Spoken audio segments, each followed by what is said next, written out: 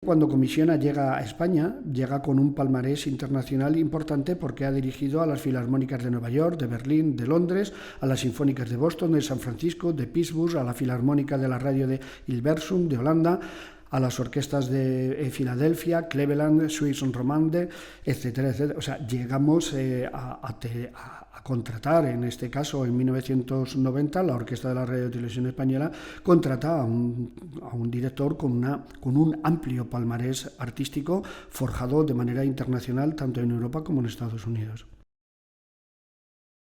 Miradas a Rumanía, el podcast del Instituto Cultural Rumano de Madrid, un espacio de encuentro con creadores de diferentes disciplinas, un lugar de reflexión sobre temas de actualidad. Acompáñanos a descubrir a la Rumanía de hoy y la del pasado, a través de testimonios de gente conectada con la lengua y la cultura de nuestro país. Miradas a Rumanía, la voz de muchos proyectos para conocernos mejor. El podcast de hoy pone el foco en la cultura de la música y en su capacidad de crear puentes entre Rumanía y España a través de la trayectoria de un músico rumano conocido, el director Sergiu Comisiona, que nació en 1928 en Bucarest y falleció en los Estados Unidos en 2005. Estamos en compañía del musicólogo, compositor y doctor en humanidades Fernando Pérez Ruano, que es también académico correspondiente en Madrid de la Real Academia de Bellas Artes San Telmo de Málaga. El doctor Pérez Ruano tiene un destacado currículum como musicólogo, investigador, compositor, y ha escrito varios libros y artículos también sobre la música, la cultura de la música en España. Cabe destacar los dos más recientes sobre la música en el Quijote y la música religiosa en España. Pero hoy nos hablará sobre Sergiu Comisiona. ¿Cómo surgió su interés por la figura del director de orquesta rumano? Buenos días. Lo primero, encantado, y atiendo con mucho gusto la invitación que me hiciste hace unas semanas de venir al Instituto Rumano de Cultura a hacer este podcast. Mi inquietud por Sergiu Comisiona viene sencillamente por ser una de las figuras de referencia en el mundo internacional de la dirección de orquesta a través de su titularidad en España de la Orquesta de la Radio y Televisión Española de 1990 a 1998. Durante esas 8 temporadas, el maestro Comisiona fue director de la Orquesta de la Radio y Televisión Española, con un hacer directoral bastante interesante desde el punto de vista artístico, porque le prestó una muy buena atención a los compositores de su tiempo, tanto españoles como no españoles. ¿Y cuál fue su trayectoria, su camino desde Rumanía hasta España y para ser un director conocido internacionalmente? Bueno, me he permitido, para no dejarme llevar por la memoria y dejarme datos en el aire, me he permitido una pequeña cronología. Sergiu Comisiona es, como tantos y tantos otros grandes de la música internacional, alguien que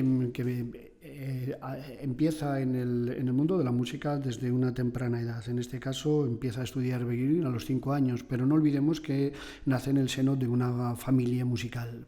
Por lo tanto, digamos que hay ya cierto caldo de cultivo en el que el niño empieza a crecer ya con la música de concierto como un elemento más, no es algo a lo que él se tenga que acceder de una forma externa, sino que ya lo tiene dentro. Después tiene una carrera meteórica. Con solamente 17 años debuta como director de orquesta. Bien, es cierto que con una sustitución, pero dirigiendo nada más y nada menos que Fausto de Gounod. Y en 1955, con 27 años, ya es director principal de la Ópera del Estado de Rumano.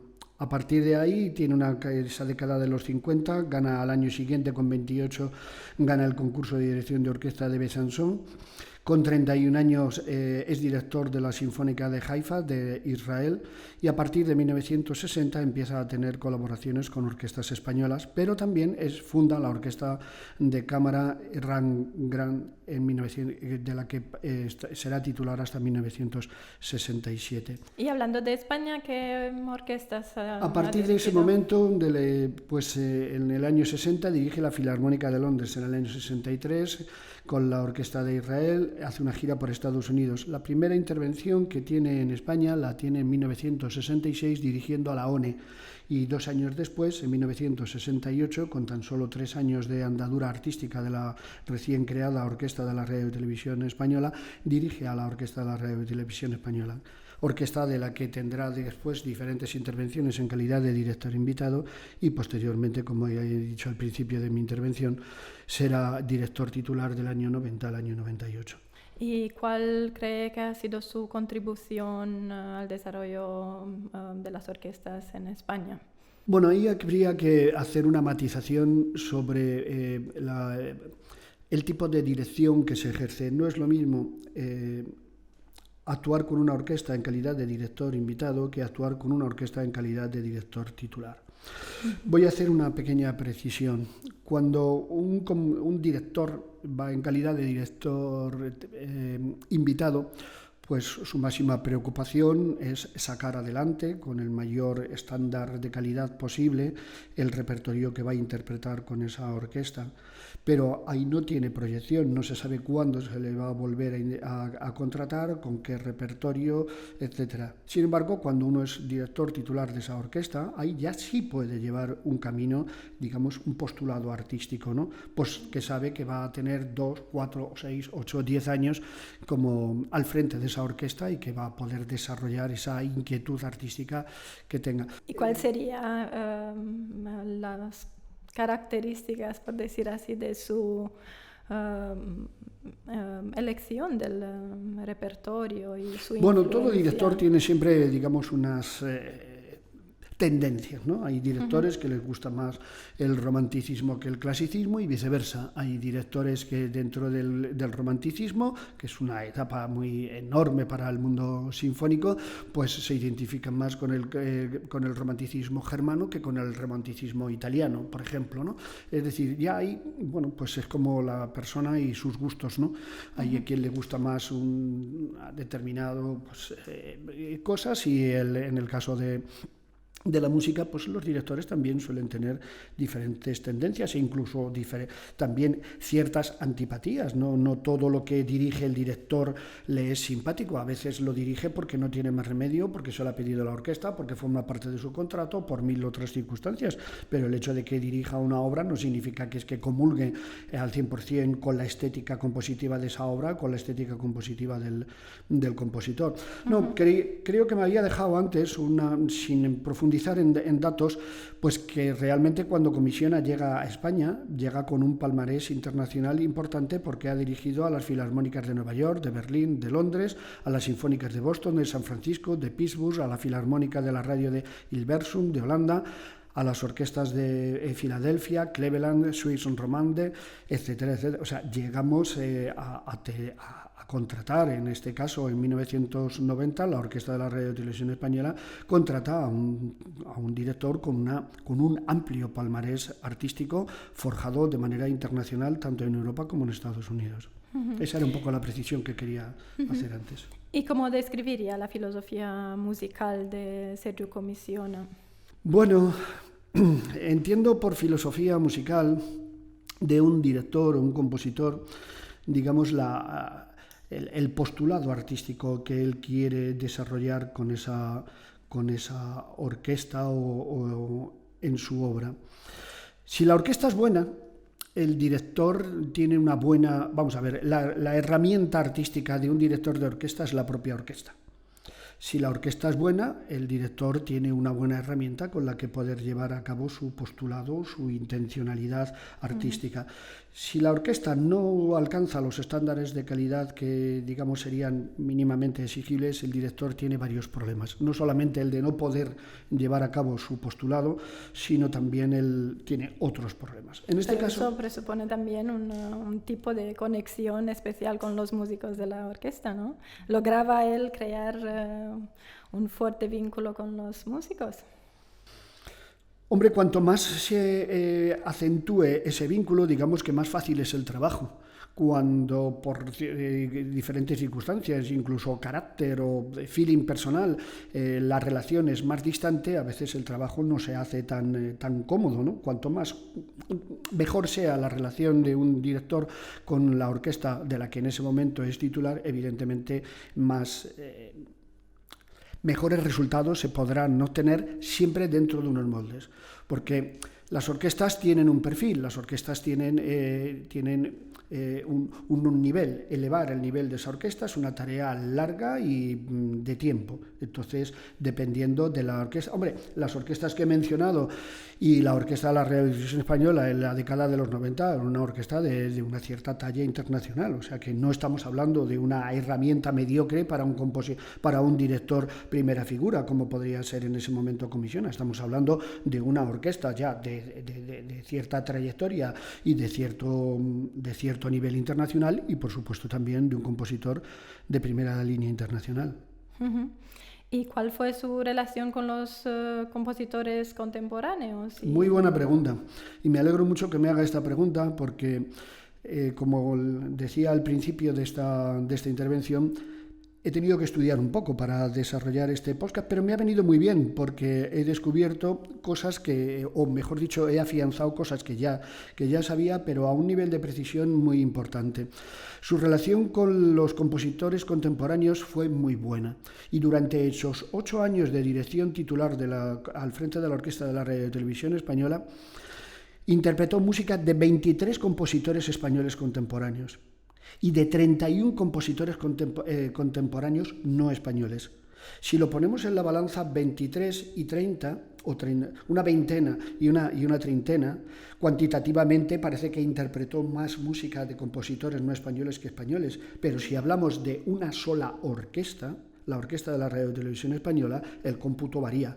Es decir, está por encima la interpretación de 23 compositores españoles frente a los 31 compositores españoles de todo el mundo contemporáneos. Claro, y hablando de compositores, ¿cree que la presencia de Comisiona en España ha contribuido a acercar la música rumana, su excelencia, al público español? Por supuesto, porque bajo la batuta de Sergio Comisiona, aquí se han interpretado música de Enescu, de Ligeti, de Marius Constantin y también de el que fuera su profesor de dirección de orquesta de modo particular, Constantin Silvestri. Esos 4 compositores fueron, digamos, un leitmotiv en la música de los conciertos dirigidos por Sergio Comisiona al frente de la Orquesta de la Radio Televisión Española durante esas 8 temporadas. Qué maravilla. Estamos en el tema de la creación de puentes a través de la música entre culturas y él ha tenido un papel muy importante, sin duda, en eso.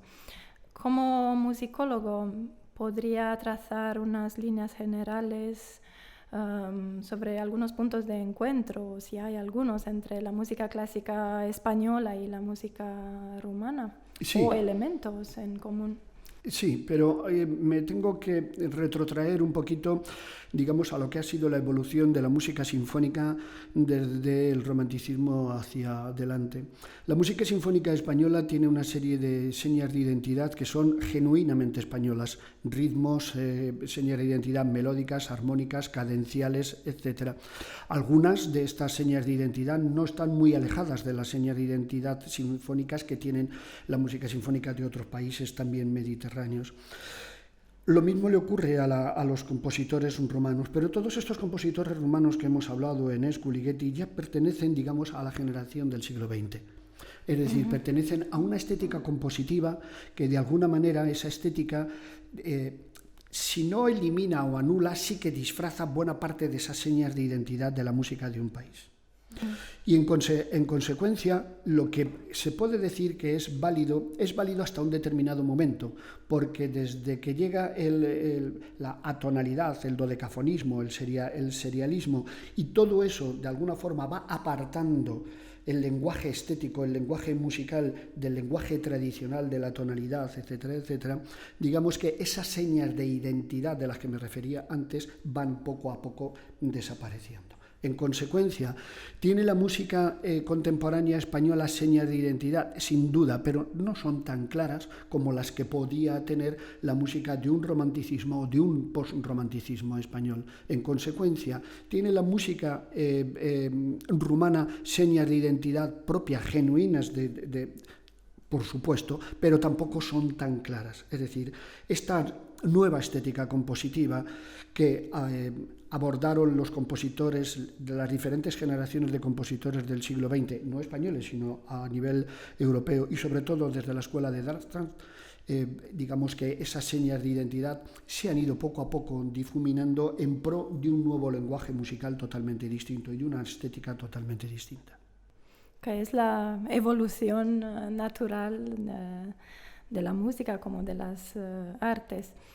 Y para acercarnos un poco más a la figura de Sergiu Comissiona, ¿hay anécdotas o algunos episodios destacables de su vida personal o de su vida profesional? Supongo que sí, pero en esa etapa de esos 8 años yo no he sido nunca, no he formado parte de la orquesta de la Radio y Televisión Española en ningún sentido, ni como documentalista, ni como intérprete, ni nada. He sido un espectador de esa formación orquestal, poco más. Supongo que haberlas las ha habido. Yo vivirlas directamente no las conozco, pero supongo que tanto en los ensayos, en las giras, en algún concierto, siempre anécdotas siempre suceden, porque va inherente a la propia música, a la propia actividad. La música es algo irrepetible, es algo que se produce en un instante y en ese instante se pueden producir muchas cosas, porque hay